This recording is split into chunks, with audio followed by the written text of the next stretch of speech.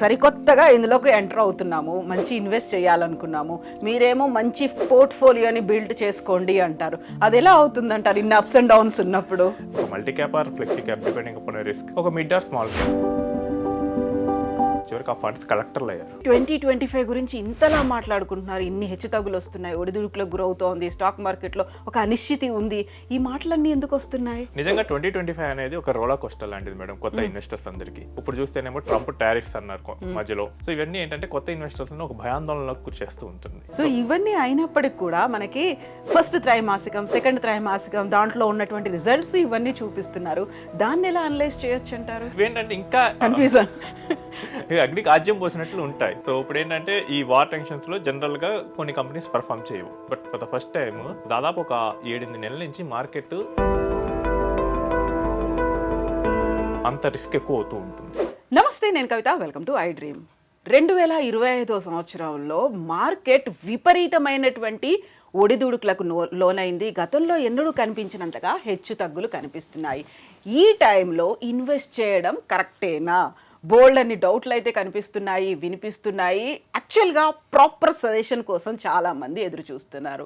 ప్రస్తుతం మనతో పాటుగా ఉన్నారు ఫైనాన్షియల్ ఎక్స్పర్ట్ సాయిరామ్ గారు. సాయిరామ్ గారు, నమస్కారం అండి.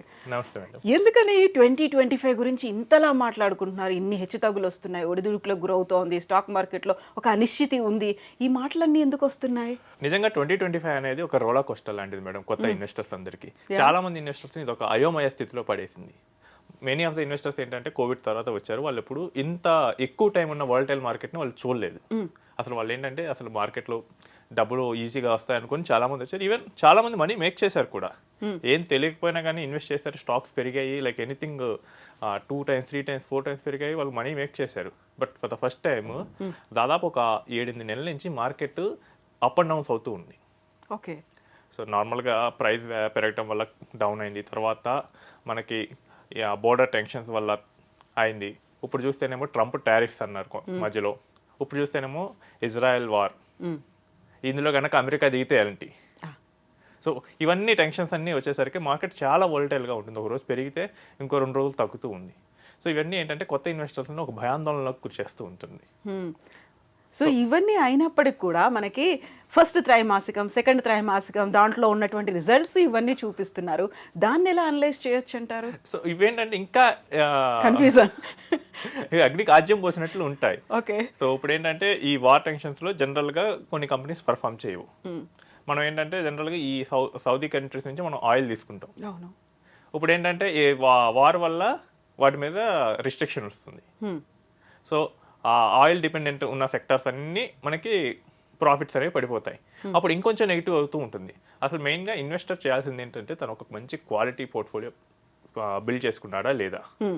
అంతేగాని నాకు నేను పెట్టిన అవి పడిపోతున్నాయి ఇలాంటి కాదు. Am I invested in a good company, నేను మంచి ఫండ్స్లో ఇన్వెస్ట్ చేశానా లేదా, నా ఇన్వెస్ట్మెంట్ అనేది నెక్స్ట్ 5 to 10 years వరకు కరెక్ట్గా ఉందా లేదా. అంతేగాని ఇప్పుడు నేను ఒక ఇన్వెస్ట్ చేశాను మనీ, అది నాకు నెక్స్ట్ 6 months అవసరమయ్యే మనీ ఇన్వెస్ట్ చేస్తే నిజంగానే వరి అవ్వాల్సి వస్తుంది. నాకు ఒక 10 years తర్వాత అవసరమయ్యే మనీ ఇన్వెస్ట్ చేస్తే వరి అవసరం లేదు. నా పోర్ట్ఫోలియో అనేది మంచిగా డైవర్సిఫై అయిందా లేదా, ఇలాంటి వాటి మీద మెయిన్గా ఇన్వెస్టర్ ఫోకస్ చేయాలి. అంతేగాని ఆ వారేస్తే ఏమైంది, నెక్స్ట్ ఒకవేళ ఒక క్వార్టర్ కనుక రిజల్ట్స్ బాగోపోతే మనం ఏం చేస్తాం. సో మనం వెళ్ళి అక్కడ వచ్చి కరెక్ట్ చేసేది ఏమి ఉండదు కదా. మన చేతిలో ఉంది ఏంటంటే మనం మంచి ఫండ్లో ఇన్వెస్ట్ చేసామా లేదా, మంచి స్టాక్ని పిక్ చేసామా లేదా, అండ్ మనకు ఒక లాంగ్ టర్మ్ మనీ అంటే మనకు ఒక 5 to 10 years అవసరం లేని మనీని ఇన్వెస్ట్ చేసామా లేదా అది చూడాలి. అలాంటివి కనుక కరెక్ట్గా చూసుకొని మన పోర్ట్ఫోలియో డైవర్సిఫైడ్ అయ్యేదా లేదో చూసుకుంటే ఇవన్నీ ఆటోమేటిక్గా టైం గడిచే కొద్దీ నార్మలైజ్ అయిపోతూ ఉంటాయి. సో మనం సరికొత్తగా ఇందులోకి ఎంటర్ అవుతున్నాము, మంచి ఇన్వెస్ట్ చేయాలనుకున్నాము, మీరేమో మంచి పోర్ట్ఫోలియోని బిల్డ్ చేసుకోండి అంటారు. అది ఎలా అవుతుందంటారు ఇన్ని అప్స్ అండ్ డౌన్స్ ఉన్నప్పుడు? అంటే చాలామంది ఇన్వెస్టర్స్ నాకు పోర్ట్ఫోలియో స్టేట్మెంట్స్ సెండ్ చేస్తారు. థ్యాంక్స్, వాళ్ళ బిలీఫ్ నా మీద పెట్టుకొని సెండ్ చేస్తూ ఉంటారు. సో వాళ్ళ ఫైనాన్షియల్ స్టేట్మెంట్స్ మొత్తం నేను చూస్తూ ఉంటాను. సో కొంతమంది ఏంటంటే 30, 40, 50, 100 ఫండ్స్లో కూడా ఇన్వెస్ట్ చేస్తారు. సో వీళ్ళు ఏం చేస్తారంటే ఇన్వెస్టర్లు కాదు, అయిన చివరికి ఆ ఫండ్స్ కలెక్టర్లు అయ్యారు. ఉన్న ఫండ్స్ అన్ని మార్కెట్లో ఉన్న ఫండ్స్ అన్ని వాళ్ళ పోర్ట్ఫోలియోలో పెట్టుకుంటారు. సో అవి ఏం మీనింగ్ఫుల్ ఎఫెక్ట్ ఏం తీసుకురావు. ఫర్ ఎగ్జాంపుల్ ఒక ఫండ్ 1% ఉందనుకోండి, 100 funds పెట్టారు, ఒకటి 1% ఉంది, అది బాగా పర్ఫామ్ చేసింది, డబల్ అయింది ఇన్ ఇయర్. సో ఆ 1 కాస్త 2 అవుతుంది. దానివల్ల ఓవరాల్ రిటర్న్ ఏమన్నా క్వాలిటేటివ్ డిఫరెన్స్ వస్తుందా? సో చాలామంది ఏంటంటే బియాండ్ ఏ పాయింట్ డైవర్సిఫై చేస్తారన్న భావనలో కాన్సన్ట్రేషన్ పోర్ట్ఫోలియోస్ తీసుకుంటూ ఉంటారు. సో నార్మల్గా ఒక పోర్ట్ఫోలియోకి కావాల్సింది ఏంటంటే ఒక 4 to 5 ఫండ్స్ సరిపోతాయి. ఒక multi cap or flexi cap depending upon risk, ఒక mid or small cap, and ఒకవేళ ఆప్షన్స్ని బట్టి థీమాటిక్స్ తీసుకోవచ్చు. లేదు నేను ఇంటర్నేషనల్లో కూడా డైవర్సిఫై చేసుకుంటా అంటే నాస్డాక్ కానీ S&P 500 కానీ ఇలాంటి ఇండెక్స్లో ఇన్వెస్ట్ చేయొచ్చు. సో ఇన్ని చేసినా ఒకటి లేదు, ఒక చిన్న 3 ఇండెక్స్ ఫండ్లో చేసినా అదే వస్తుంది. Nifty equal index, next junior Nifty, ఇలాంటి వాటిలో ఇన్వెస్ట్ చేసినా అదే రిటర్న్ వస్తుంది. సో ఎంతమంది ఏంటంటే మనం చాలా ఎంత సింపుల్గా పెట్టుకున్నాము మన పోర్ట్ఫోలియో, దాని మీద మన రిటర్న్స్ ఆధారపడి ఉంటాయి. ఎంత పెద్దగా ఎంత ఎక్కువ ఫండ్స్ పెట్టితే అంత రిస్క్ ఎక్కువ అవుతూ ఉంటుంది. సో మనకి మంచి పోర్ట్ఫోలియో బిల్డ్ చేసుకోవాలనే దాంతో పాటుగా ఎస్ఐపిల గురించి మాట్లాడుకుంటున్నాము. ఇప్పుడు అంత స్టాక్ మార్కెట్ ఆ ఒడిదుడుకులు ఉన్నాయి అనుకున్నప్పుడు అవి వర్కౌట్ అవుతాయి అంటారా? సో ఐడియా ఆఫ్ సిప్ ఏంటంటే అండి, సో మనం మార్కెట్ యొక్క టైంని మనం గెస్ చేయం. మార్కెట్ అప్ అవ్వచ్చు, డౌన్ అవ్వచ్చు. సిప్ ఏం చేస్తుంది, ఫస్ట్ ఎగ్జాంపుల్ జనవరి 1వ తారీఖు మార్కెట్ 100 రూపీస్ దగ్గర ఉంది, సిప్లో కొనేస్తాం 100 దగ్గర. నెక్స్ట్ 90 అయింది, కొనేస్తాం. 80 అయింది మార్చిలో, కొనేస్తాం. నెక్స్ట్ ఏప్రిల్కి వచ్చేసరికి మళ్ళీ 100 అయింది, వీల్ ఇన్వెస్ట్. ఇప్పుడు 120 అయింది అనుకుందాం, కొనేస్తాం. ఇప్పుడు ఏమవుతుందంటే ఈ అప్ అండ్ డౌన్ అవటం వల్ల మన సిప్లో కంటిన్యూస్గా ఇన్వెస్ట్ చేయడం వల్ల ఇవన్నీ యావరేజ్ అయిపోతూ ఉంటాయి. ఓకే, ప్లస్లు మైనస్లు అన్నీ యావరేజ్ అయిపోయి మనకు యావరేజ్ ప్రైస్ వస్తుంది. So the basic idea of SIP ఏంటంటే మనం మార్కెట్ని టైం చేయకుండా యావరేజ్ ప్రైస్ దగ్గర కొనడానికి ట్రై చేస్తూ ఉంటాం. సో ఇది మార్కెట్ యొక్క కండిషన్స్తో అసలు సంబంధమే ఉండదు.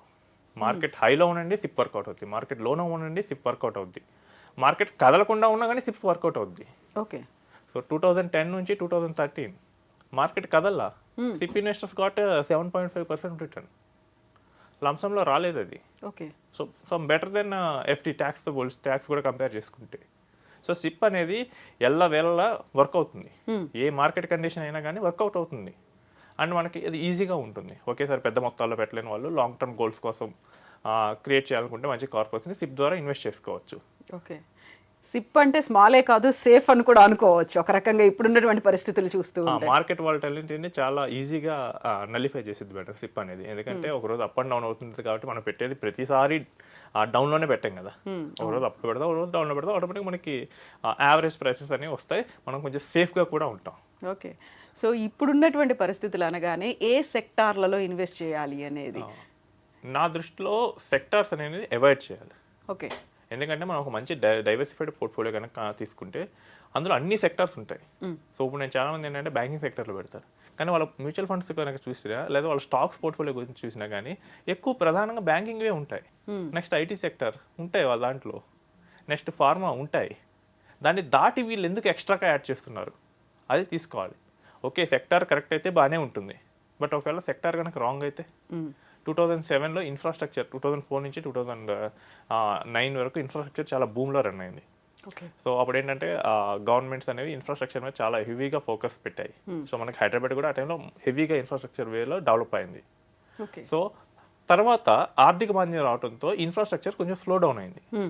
సో ఇన్ఫ్రాస్ట్రక్చర్ కనుక థీమ్గా తీసుకుంటే కరెక్ట్గా ఎప్పుడు ఎండ్ అవుతుందో కూడా మనం చూడాలి. ఓకే. అది కనుక మనం రాంగ్ చేసామనుకోండి చాలా డేంజర్ అవుతుంది. ఒక ఫండ్ ఉంది, SBI లాంచ్ చేసింది 2007లో ఇన్ఫ్రాస్ట్రక్చర్ బూమ్లో ఉన్నప్పుడు. చాలా మంది ఇన్వెస్టర్స్ మిస్ చేశారు, రాంగ్ టైంతో ఎంటర్ అయ్యారు. ఎందుకంటే 2008లో గ్లోబల్ ఫైనాన్షియల్ క్రైసిస్ వచ్చింది. ఓకే. సో 2007లో మొదలు పెడితే 2020 వరకు సేమ్ ఉంది అది. ఒక 10,000 నేను ఇన్వెస్ట్ చేస్తే 2020 వరకు కూడా 10,000 ఉంది. సో అంత రిస్క్ అవుతుంది. ఇంకొక సెక్టర్ రీసెంట్గా డిఫెన్స్ అనేది చాలా బాగా ర్యాలీ అయింది, ఎందుకంటే మనకి ఆపరేషన్ సింధూర్ తర్వాత. సో ఇప్పుడు ఏంటంటే ఒకవేళ మనం ఎక్స్పోర్ట్ చేయాలన్నా కానీ మనకి ఈ డిఫెన్స్ వాటిని కొంచెం చేయొచ్చు.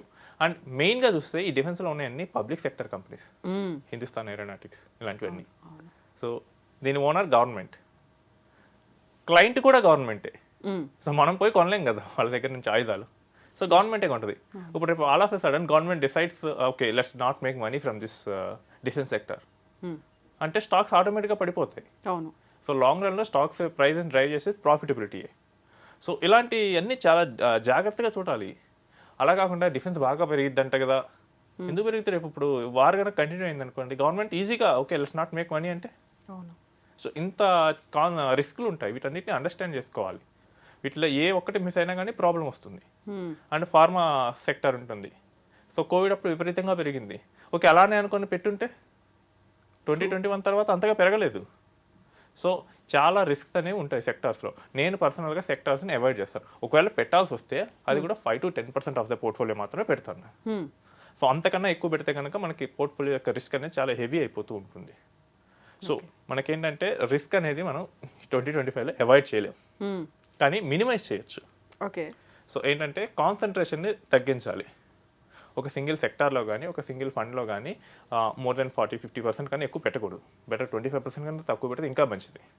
నెక్స్ట్ మన ఫండ్స్ అనేవి వేటిలో ఇన్వెస్ట్ చేస్తున్నాయి, లేదా మన స్టాక్స్ ఎక్కడెక్కడ ఉన్నాయి, అవి ఏం చేస్తున్నాయి బిజినెసెస్, వాటి మీద మంచి గ్రిప్ తెచ్చుకోవాలి. ఓకే. నెక్స్ట్ వచ్చేసరికి మన టైం హారిజన్కి మ్యాచ్ అవుతుందా లేదా. నాకు రేపు సంవత్సరానికి కావాలి, నేను తీసుకెళ్ళి 10 years ఫండ్లో పెడితే చాలా తప్పది.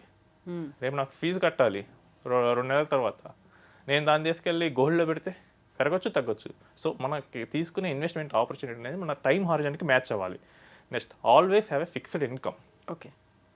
ఇన్ని చేసినా కానీ మనకన్నా మార్కెట్ స్మార్ట్గా ఆలోచించవచ్చు. సో అప్పుడు ఏంటంటే మనకు కొంచెం ఫిక్స్డ్ ఇన్కమ్ ఉందంటే ఎఫ్డిఓ లేకపోతే క్యాషో ఏదో ఒకటి, లేకపోతే డెట్ మ్యూచువల్ ఫండ్ ఉంటే మనకు అవసరమైనప్పుడు తీసుకోవచ్చు. సో ఈ జాగ్రత్తలన్నీ పాటిస్తూ మనం కనుక పోర్ట్ఫోలియో క్రియేట్ చేసుకుంటే 2025లో కూడా మంచి రిటర్నే తీసుకోవచ్చు. Okay. Despite all this odds. అన్ని అన్సర్టనిటీలు ఉన్నప్పటికీ కూడా జాగ్రత్తగా ఇన్వెస్ట్ చేసుకుంటూ ప్రాపర్ గైడెన్స్తో చేసుకుంటే, ప్రాపర్గా చేస్తే ఈవెన్ ఈ టైంలో కూడా ప్రాఫిట్స్ వచ్చిన వాళ్ళు ఉన్నారండి. ఎస్ అండి. Thank you so much Sairam గారు.